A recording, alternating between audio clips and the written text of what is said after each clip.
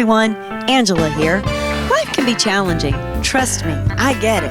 However, I have learned we can either view the opposition or value the opportunity. Ponder on the problem or praise the potential. Focus on the situation or find the solution.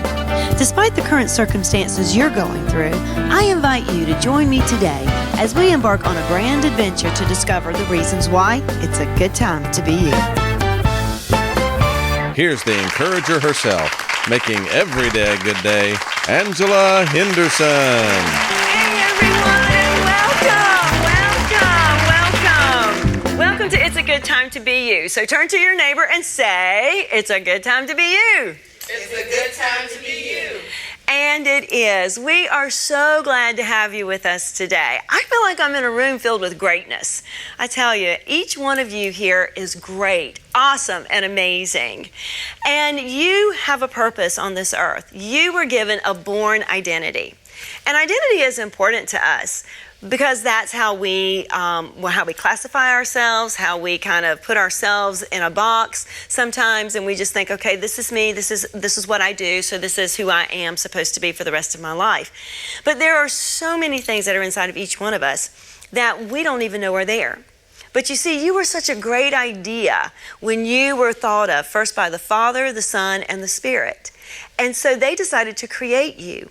And in the wonderful creation of you, they put everything in that package, everything in the package of you that was supposed to be there, that would make you you. And then they spend your entire life molding you, shaping you, forming you, bringing out these wonderful things, surprising you every now and then that, wow, I didn't know that was in me. I didn't know I could do that. I didn't know I could be that.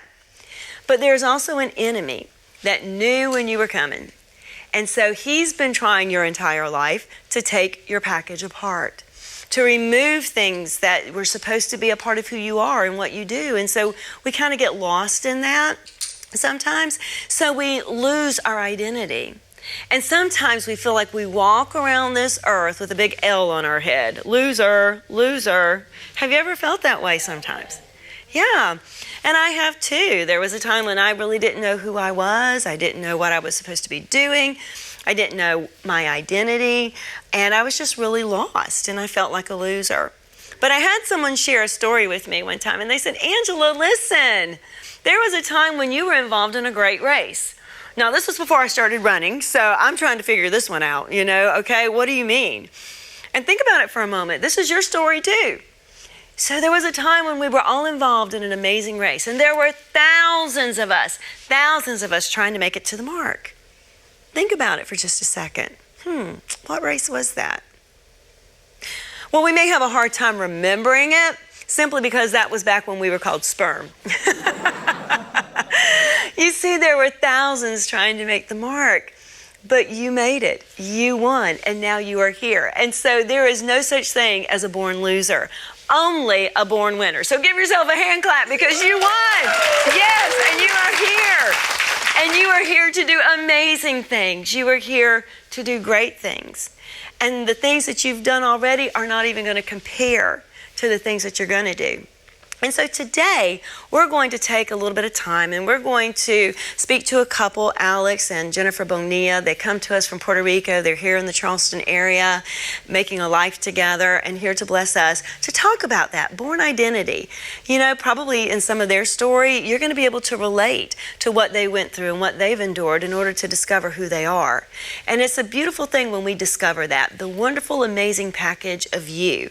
And so I just want to encourage you today to just open up your hearts, open up your minds to receive what God has for you today. And when you leave this show, you are going to know that it truly is a good time to be you. Hey everyone, Angela here. Just wanting to invite you to share your story with us. We all have times in our lives when it just seemed like it was impossible. But then there was that moment of breakthrough.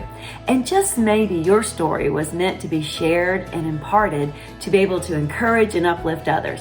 Well, we would love to be able to give you that opportunity. So how about send your story into us at itsagoodtimetobeYou@gmail.com for consideration. We would love the opportunity to be able to bring you up on stage so that you can do what what you were designed to do, and that was to be an encouragement to those around you.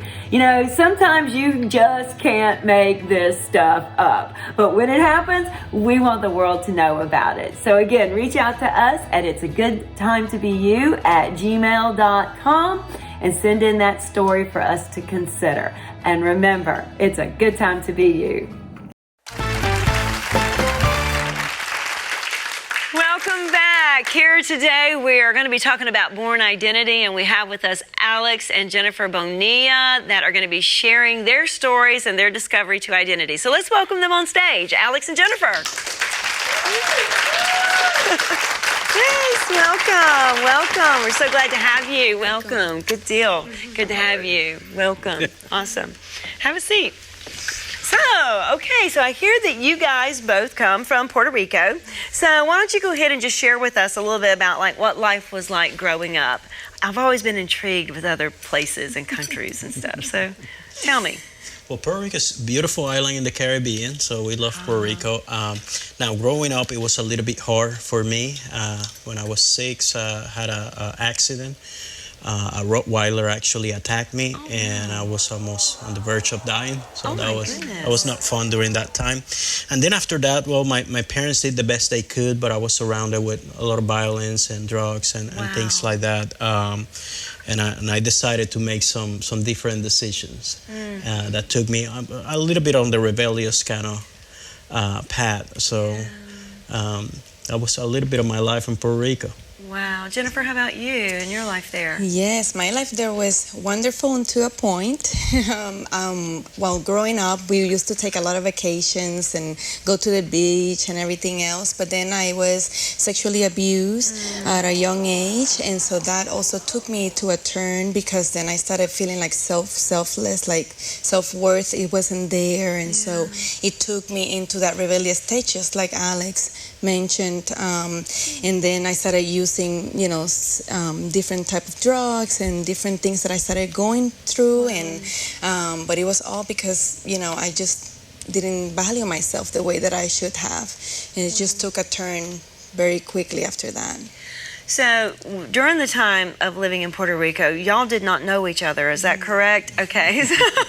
So with this background then, one where everything was vacations and you were having a great time and everything was fun, and then your background of being attacked at a young age, which led to some early decisions and choices, and then later with you looking like life was good on the outside, but really it wasn't. There was nightmares taking place, it seems like, things that were going on. How did those factor into choices and decisions that you made? Well, for me, my family did the best they could, to keep me protected and to do the best they could, so that I could take the right path, but I chose not to. And so that took me into a place where I was very broken, and I just didn't want to listen to anybody. I wanted to do my own thing in that rebellious stage, and it just came a time that I looked into the future and I said, shouldn't be it. It has to be something more than what I'm living now. And so that's the first thought that I started having. It came out of nowhere.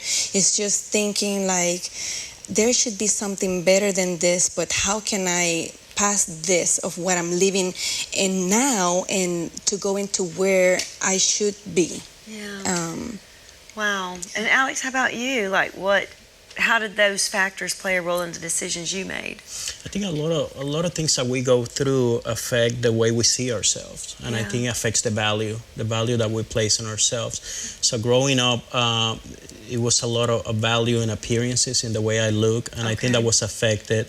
I have to go through reconstructive surgery, and during that time I have to go back to school. I got no hair, I got a lot of scars, and it was a little bit brutal. It was a shock. So I started drawing value from what people thought about me and the way I look and things like that. And that took me to some bad places. But I think everything was rooted on that sense, on the sense of my value. How do I see myself, and how do I perceive others sees me? And when the value is taken away, then you start making decisions that perhaps are not the best, because you don't think there's any value on you, or you do things just to get accepted or to feel that you belong. Right. And sometimes those things may not be the best. Exactly. You know, growing up can be tough and can be rough at times. And I think it doesn't matter what type of, family situation we may have. If life affects us all differently, and so even with me, I just remember, having those issues as well. I was easily bullied, when I was in school, and so I was the kid that would always hide in the library during breaks and lunch. I figured if I could hide, maybe they just wouldn't see me or find me, because no bully would want to be found in the library. Yeah, exactly. So anyway, it does have a tendency to rob you of that, and but God always has a path to put us on in order to help us rediscover ourselves. So when we come right back, we're going to find out that path that Alex and Jennifer took in order to make those discoveries about themselves. Have you ever wondered where I got the phrase, "It's a good time to be you"? Well, it wasn't because life has always been a bed of roses, but it has been rewarding. Life has many different seasons. Some are more challenging than others. And sometimes we kind of get caught or stuck in an old season when there's a new season that's waiting just ahead. I want to encourage you to untether yourself from the old season so you can move forward in the new things that are waiting for you. So check out my new book on AngelaDHenderson.com and take a journey to discover the many reasons why it's a good time to be you. Welcome back. We are here with Alex and Jennifer Bonilla, and they are sharing with us their stories about born identity. And so, Jennifer, you had shared as we were talking earlier that in your mind you felt like that you knew there had to be something more and something different. What was that? Did you envision something for your life at that time? Yes, it was a moment that I started envisioning my life of how I would continue, and if I continue the path that I was, how I would end. And so that kind of brought a lot of discouragement, because I thought in my mind, I don't think I was born to end bad, or to end in a position that is destruction, that I'm not myself, that I'm I wasn't able to find myself. So it was like a small thought. Like I said, it's nothing that I could have even imagined. I think it came through and said, there is something more for you. And that's when it started building in my heart. Okay, so if there is something more, what would that look like? And so I started looking at myself like what it was to be without drugs, what it was to be having a job, how it was to be to have a family. And that's how the thought process started beginning in my mind. So you had to renew your mind. It was like what Romans encourages us to do, to renew our minds and not think like the world thinks. And then in that mind renewal, we can find God's perfect will for us. Yes. Amazing. So Alex, how about you? When you were, going back to school and walking through those times of surgery and being pretty rough in that situation, did you see beyond that as there had to be something more? It was hard. At early age, I started dealing with depression and a lot of these things. And one of the big things about depression is you cannot see past those issues, past those challenges. But I remember my parents tried to do the best they could, and my dad, he bought these tapes. There were 100 of them, and they were Bible stories for kids. So on our way to school, he used to play those. It was it seems like it took forever, but I learned unconsciously, I guess, because sometimes I did not like the stories. But I learned that word got inside of me, and it was amazing as I went through these periods and rebellion and failure in different stages. Even after that, my decisions opened up to a lot more failure and destruction.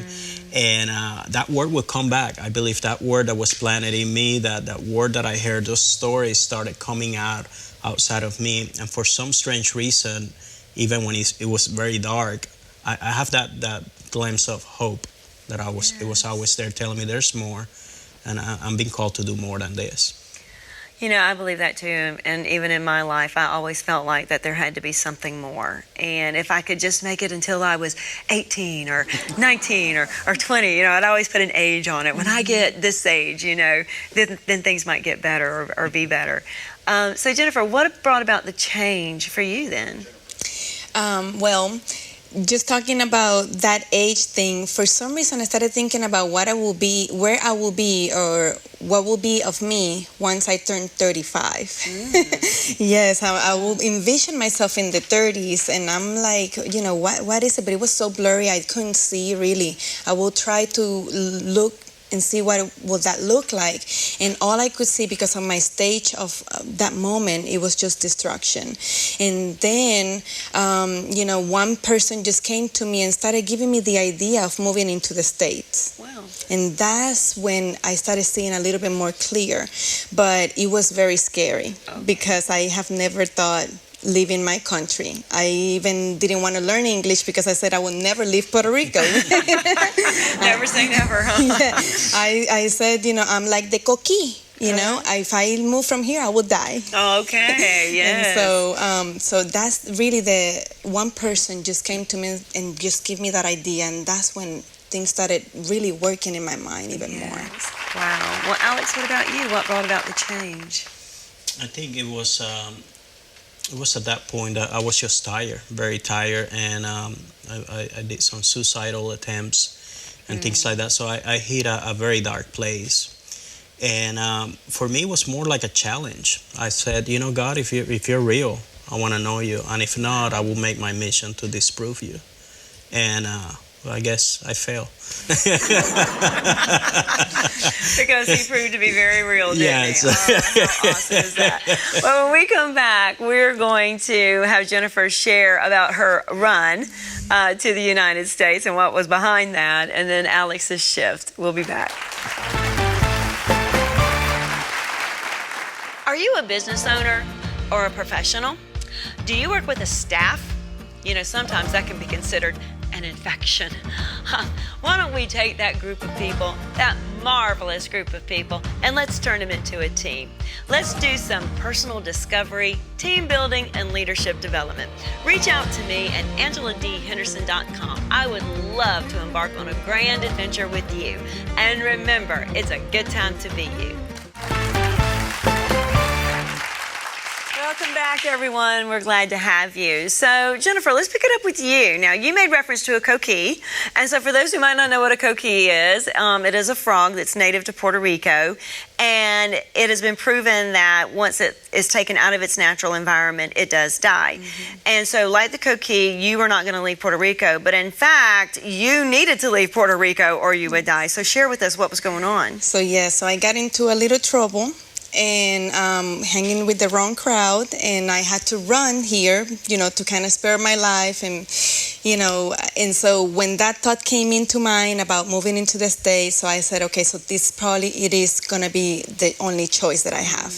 And so I talked to my mom, and she agreed to. Everybody was like, yes, okay, so let's do it. So it took me a week to come to the United States, and I was placed in South Carolina, which I found that South Carolina, I felt like immediately was like an adoption, like wow. South Carolina adopted me as a daughter here.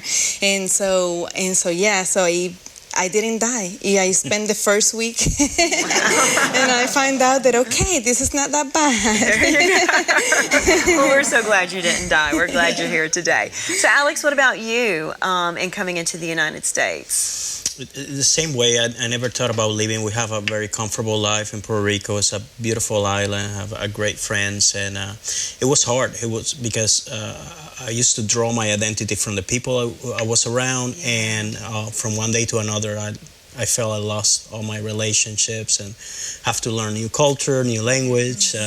Shortly after that, I joined the military, so that's a brand new culture as well. I have a lot of fun in there too.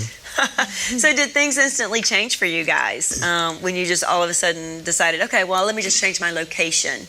Was there an instant change, or what happened? Well, I think you can change the location, but if you don't change what's in here, and what's in here, it can just continue to haunt you. And that's basically, when I came in here, yes, it was better for the first few weeks, but then after that, it started getting harder because being addicted to drugs and then all of a sudden having nothing.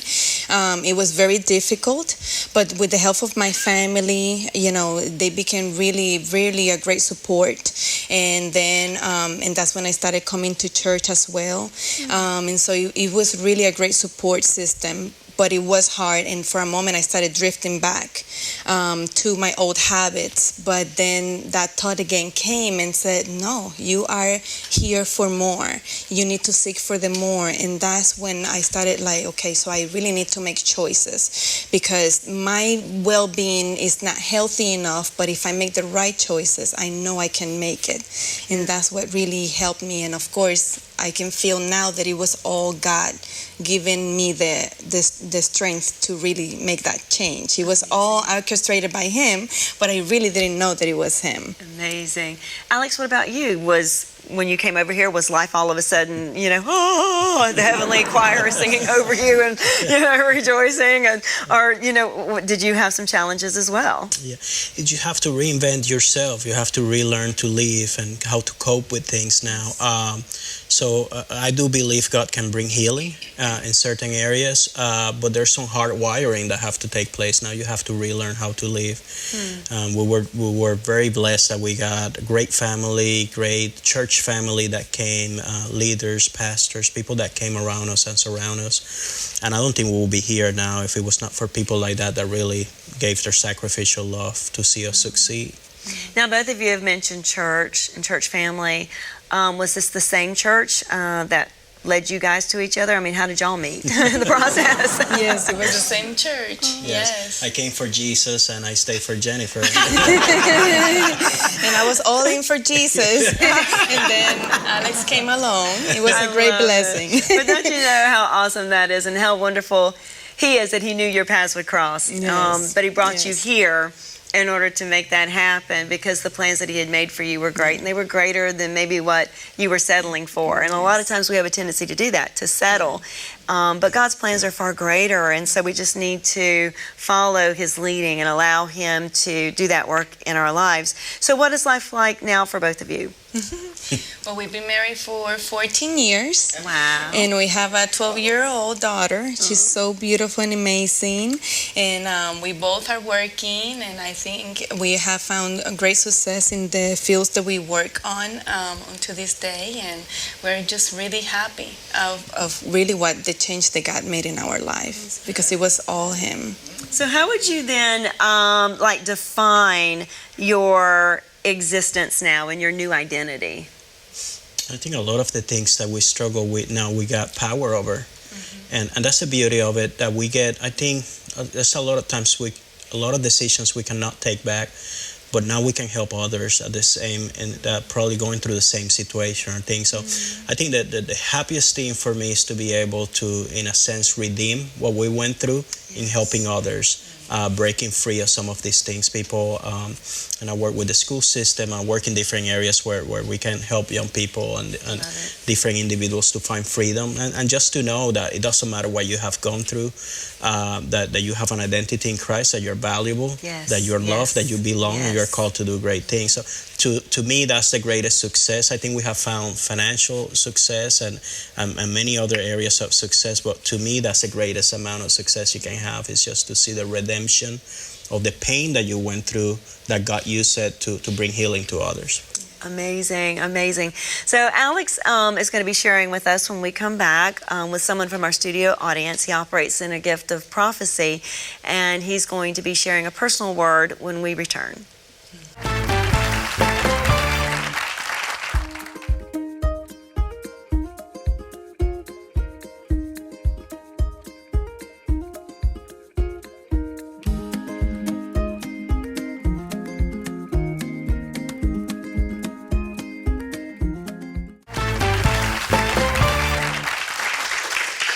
Welcome back. Now we're going to have Alex share a personal prophetic word with one of our guests that was in the audience. And so, Miss Chantel, get ready.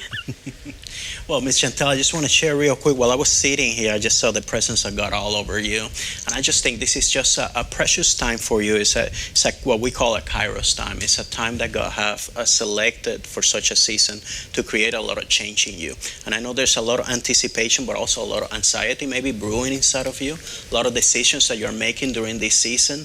And some of those decisions you're like, you know what, this seems kind of blunt. This is, I'm going to need a lot of boldness to step into that. But I just feel that God is empowering you during this season. I saw like his image behind you. And usually when he reveals himself behind somebody in my life, he's showing me that he's there protecting you from things that you don't see, but also pushing you forward. Interestingly, in the military, they have, when we go into a home or have to clear a room, the person behind is the one that covers our back. He's the one that's looking back, covering us from us. So I do feel that God is telling you, I got your back. It's time to move forward, but at the same time, don't be afraid. I got you. I'm going to protect you from all these things, because even as a child, he was showing me that you have such a gift, such a big heart. The beautiful thing about you is you're very talented in many areas, but God says, I'm in love with your heart.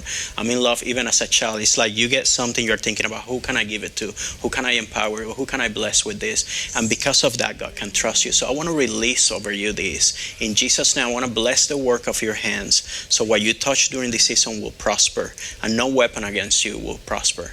I declare in Jesus' name, as you go in from the north, east, west, and south, the Lord is going to release everything that you need, every resource, every contact, every open door that you need for this season, for such a time as this. And you're going to watch him. He's telling you, watch me move in this season. So I bless you. I just want to let you know you're so loved. You belong, and this is your season. Amen. Thank you.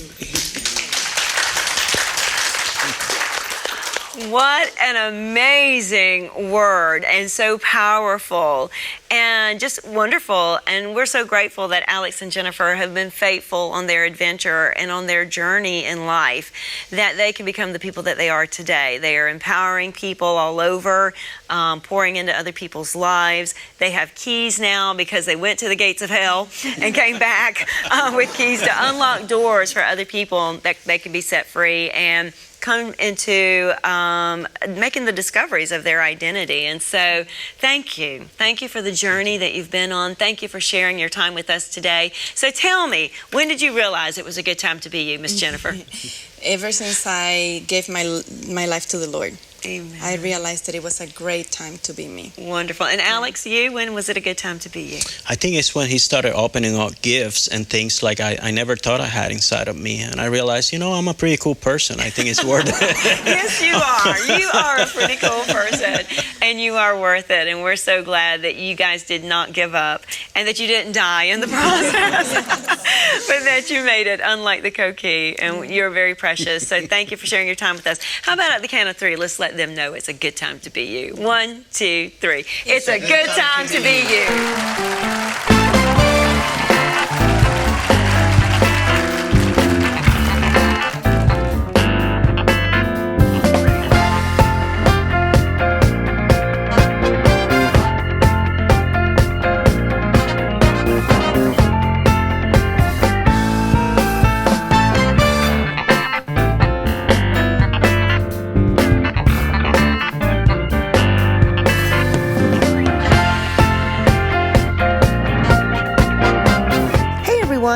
For more encouragement, just go to our website at www.angeladhenderson.com. And remember, it's a good time to be you.